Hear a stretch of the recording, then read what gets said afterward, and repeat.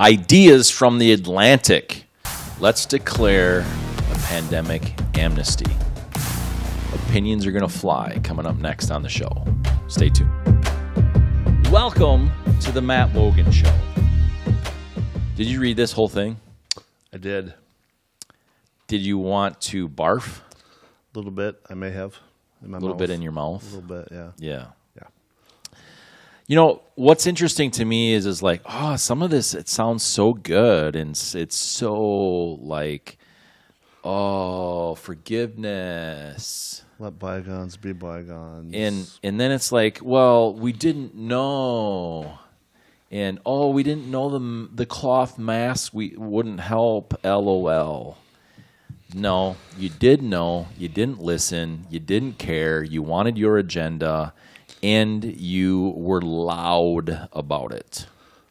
There is no critical thinking involved. Just follow what we were told by the people that were making money on the side.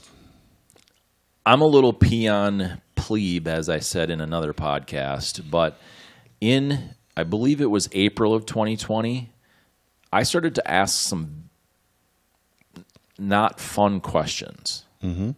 And one of them was in a podcast with a congressman that was elected. And that opened my eyes beyond belief because that podcast, because just asking questions, looking for answers, was pulled off. They pulled it down. It's back up again, I think. I mean, I know I questioned it and sent them all the information like, wait a minute, and they had it down for quite a long time. So you were censored. I was censored. Okay, yeah. Yes, that's what that would be called. Yes. Checking. Verifying. Then, a couple of months later in July of 2020, I had another podcast that I talked to a senator and a family doctor in the state of Minnesota by the name of Dr. Scott Jensen, who is now running for governor of the state of Minnesota, wasn't running at the time. And that podcast was also pulled down.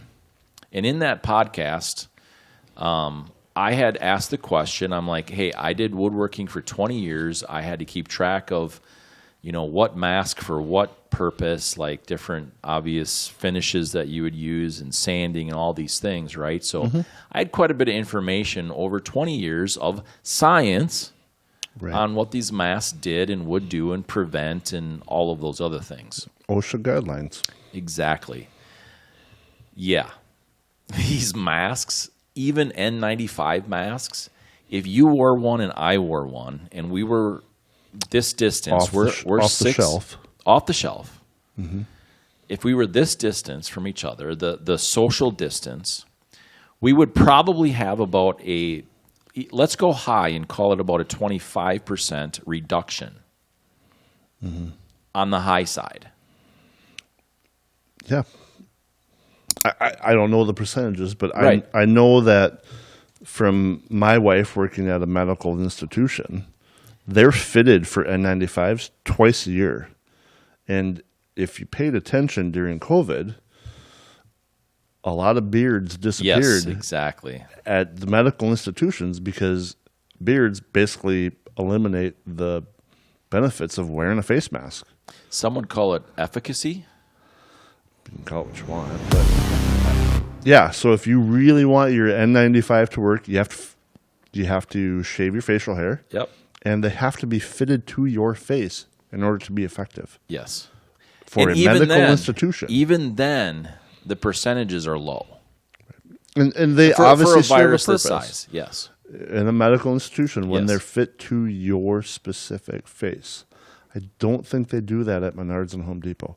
Just a hunch. And then this article specifically says the cloth bandana mask that they homemade. And, now we know. No, people were trying to tell you that those masks aren't going to work, that this is a bunch of crap, including myself, a little minion plebe. I should get a costume. You should, yeah. And now they want amnesty because they were wrong? I started laughing, and I started crying, and I just could not even believe this. let's dig into this a little bit deeper. After I started doing this, I'm like, I remember seeing things like crazy that they were just angry and slamming all kinds of things. Now, we're going to pick on some teachers' unions. Chicago Teachers Union deletes tweet claiming school reopening push rooted in sexism, racism, and other things. Here's the tweet. Tweet was done on 12/6 of 20, so December 6th of 20, from the Chicago Teachers Union. The push to reopen schools is rooted in sexism, racism, and misogyny. That's what they wrote. And then they deleted it because they got pushback on it. I'm going to go fast through these. Here's another headline. New York Post. NEA head Becky Pringle. I'm hungry. Excuse me. Made $500K while fighting for COVID school closures. Taxes. That's the headline. Next one. Chicago Teachers Union leader blasted for pushing to keep schools closed because classrooms are unsafe while she vacations in Puerto Rico. Democratic Kansas governor makes no apologies for school lockdowns after teachers' union endorsement. Woo! Now they want amnesty. Now they want, we got to love and forgive everybody. Forgive and forget. How about all the businesses that were shut down? That's right. Except for the big boxes. We won't the big say, boxes were left open, but all the small mom and pop shops were closed. Exactly. We won't say names, but you just literally read breaking news that somebody in our local area had now all charges dropped while they ruined this person's business, And put her them life, in jail, end life. Because she stood up for what she believed in and kept her business open. And keep in mind, a private business that you could choose to go into or not go into, depending on your opinions of your safety. And she was made an example of because she stood up for what she believed in. Not for just what she believed in, but for the Constitution and what was actually factually true. Hindsight, yes, but I think there was plenty of evidence. Yeah, and she used some critical thinking, not just what she was being fed by mainstream media and our governor. Yep. We're starting to narrow down who this is by what you're saying, and I was going to leave it blank. But if you're from the area, you know, this literally, it just popped up on my phone. It came out 2 hours ago that all remaining charges were dropped. Yep. Yeah, it's, I would suggest a couple of things. I would suggest that people who are watching, listening to this, they go grow a brain, because obviously if you're listening or watching this, you don't have, just kidding. Do some critical thinking. Look at, and I get slammed all the time for do your own research. It's like, okay, I'm going to do my own research, but I'm not going to search in one place like apparently you do. Right. Look at differing opinions and differing research, and we've preached this for years.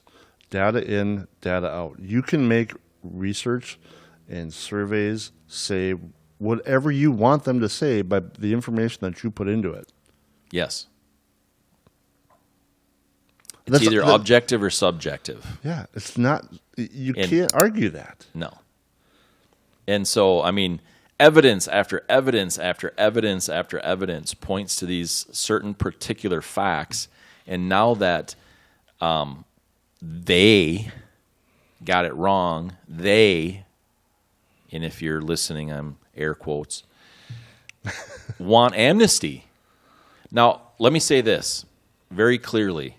I believe in the forgiveness of someone unconditionally. I do not believe, however, that you should forgive an unrepentant person as a societal impact. Go into that more, please. I've forgiven a whole lot of people that they don't care whether I did or not. because that's a personal issue. When you have these things like teachers' unions that we're specifically picking on right now, I mean, a little bit of not teachers' unions, but mainly, that's a societal impact. Big time. And they're unrepentant. Right. No remorse for no remorse. what They want did. amnesty. That means that Fauci lied, people died, and he should go into retirement and be okay with it. That means when you have these things, when you have unrepentant people that just want you to forget about it and forgive them for it, that you don't learn from it. But they don't regret what they did. Exactly. And They're yes. just like, we got caught, so now give us amnesty because we got it wrong. And devil's But advocate, we didn't have all of the information, and there's lot of- some Monday morning quarterback, but No, I disagree with that. You got to use. I followed your it pretty brain close a right little away. bit. I got to disagree with you that. I followed it close right away, and there's plenty of information that said, look, this virus, it attacks the elderly, it attacks the obese. Sorry, factually true. If it hurts your medically feelings, compromised. yes. So we knew those things. Our government officials in New York and Minnesota, very specifically, we knew right away, based off of what Italy was doing specifically, that we should not put people with COVID alongside the elderly community and the obese community. Period. We knew that immediately. I think that was one of the biggest faults. For sure. You put the sick with. You put the sickest people with the most vulnerable people. And I'm not. Where in critical thinking is that a good idea? And Craig, I'm not saying I disagree that COVID exists or not. I know it exists, but what I'm saying is there was a lot of information and there was a lot of people that were completely silenced, and including myself. That's exactly it. Saying that, look, this isn't a good thing to do. Don't put COVID patients in the nursing home with the elderly people. People were saying that, and they still did it. And now they want amnesty. That is my point. There was information. But they suppressed it or eliminated it. Yes. Yep. Because if you don't follow the narrative, you're bad. Right. We're in trouble with this kind of stuff. And this isn't even a free speech issue. I mean, it is, but it's a transparency in a constitutional republic government that they are suppressing information. They're not being transparent like they're supposed to. I'm researching some other stuff from the CDC, and I'm not going to talk about specifically what it is, but it's really hard to find information anymore. It's been suppressed for a long time. Yeah. And that's all coming out now. I mean, look at Elon Musk buying Twitter and what has come out with that and what's happening to Facebook and the truth coming out about the suppression of information and the pushing of agendas with Facebook. Tens of thousands. There's somebody that I follow on Twitter, and I'm not going to say who it is, but they have been tracking a lot of what they can. Tens of thousands, probably by this point, hundreds of thousands of unfollows essentially on Twitter. And the theory, his specific theory is, and he's been tracking the numbers as close as he can. And his theory is that these are all bots that they're getting rid of as they're going through and purging Twitter essentially of all the bots that were there. Wow. It's scary. It really is scary. I mean, and we could have a whole other podcast on that, but if you're going to be on social media, let's verify who you are, because anybody can hide behind a fake name. Yeah. And we talked about that a little bit on our last podcast of put your name to your comments, and you're going to suffer the consequences for some of the crap that you spew. Yeah. So you see it face to face, you'd probably get punched for it. But enough hiding behind a keyboard. Enough, for sure. And not condoning violence. Don't twist those words. But people have no fears when they're on social media. Let's get rid of the fake names and let's own our arguments. Let's own our comments. Yeah. Again, I'm a broken record. I get that. I've offered a lot of people the opportunity to defend their groupthink process one-to-one with me with the camera on. So there's nothing that I can do about and I don't edit. Like a lot of channels, they edit out a lot of different things. I don't edit anything out ever. It is all 100% there. I don't edit out even breaths that we take like a lot of them do.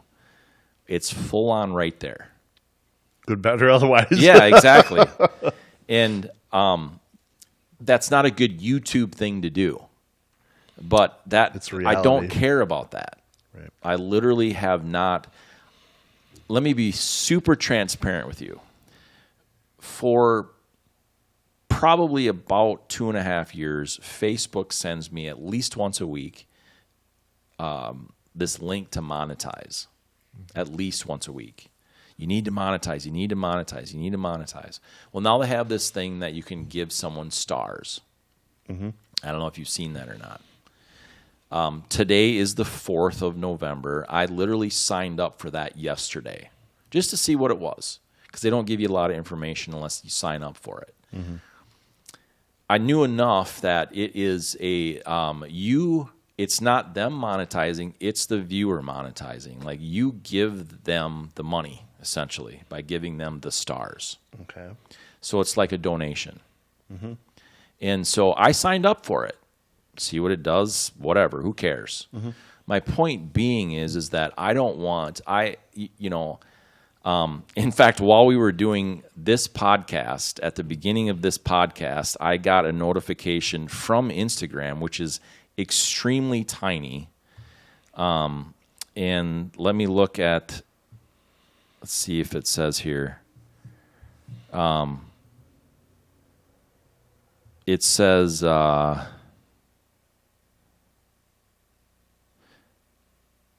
something about, I guess I don't have it right in front of me now, but I must have clicked off of it. It said that I am doing very well on Instagram and keep entertaining. I don't think I'm very entertaining, but entertaining and I have like 266 followers or something on Instagram right now. Nothing. But you know how many people have seen and viewed my stuff? It said 4,400 and something. I do have that somewhere here.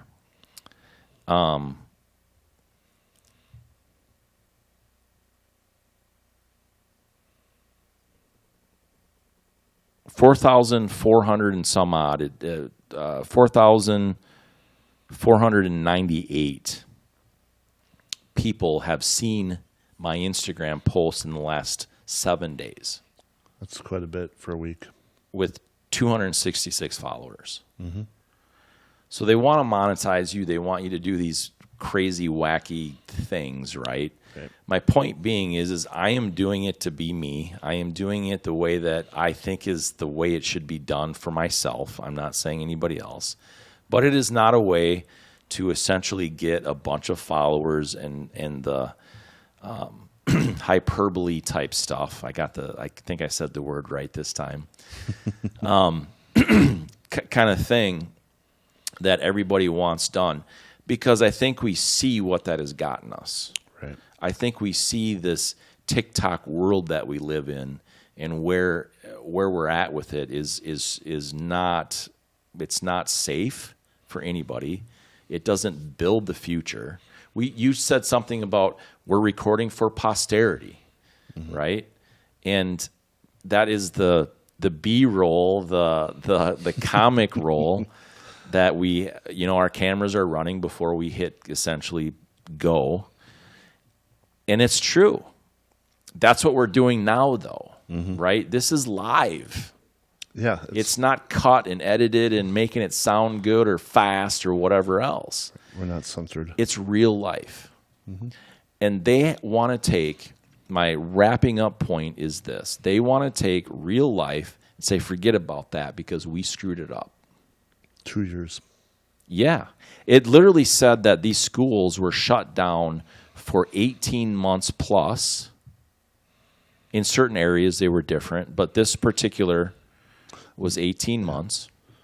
And what did that do to the students' scores? Yeah, and we're seeing a lot of that now. So they're wanting to take this, and they're saying amnesty, which is hilarious, which you don't learn from those things. No. And they're saying that nobody should be held accountable because we didn't know.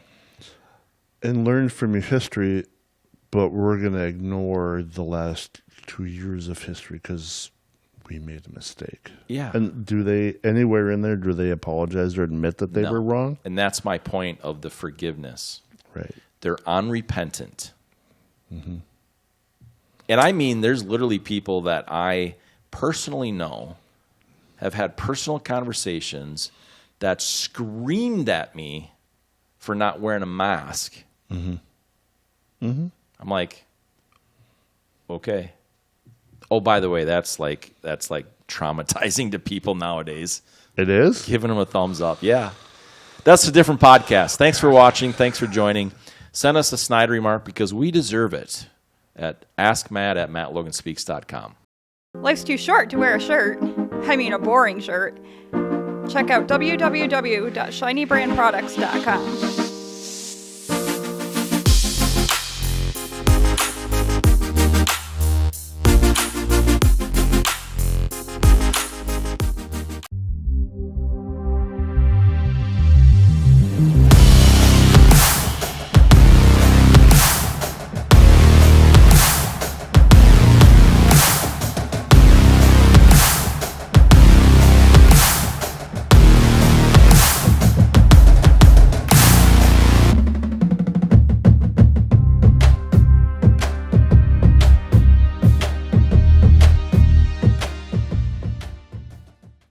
Okay, so I'll see you later, huh? I'll give you a call.